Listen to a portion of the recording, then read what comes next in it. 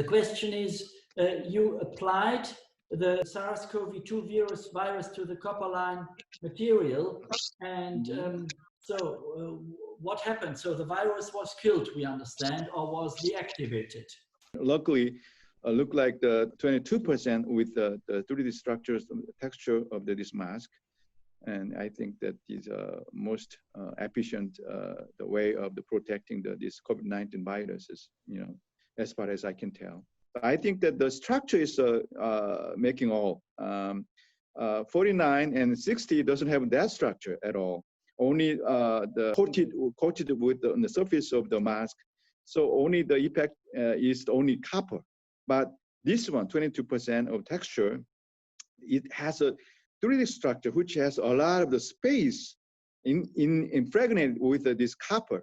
So it extends the abundance of the virus, the space which can entrap this viral particle, and then this viral particle which is entrapped in the surface, and then now the copper act on it. So efficiently, the copper will kill this viral particle with that structure. I think that's what it is. Not all people know why copper kills or how copper kills viruses.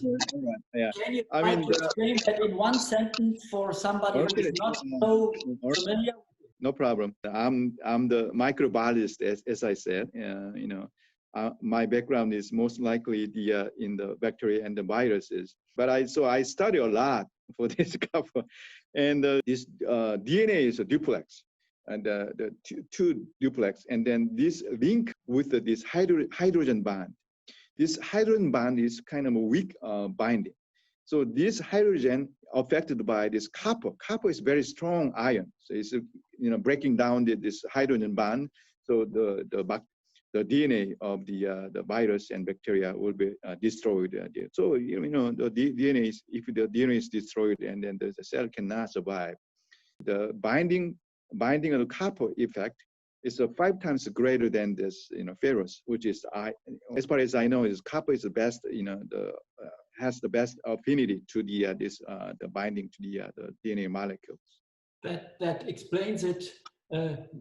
Very good already for a person who is not as deep in both the microbiological and the copper expert scientific world.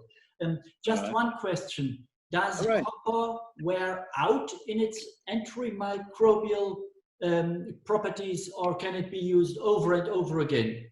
After 30 times wash it, still remains the copper concentration. I think that is you can use it over and over.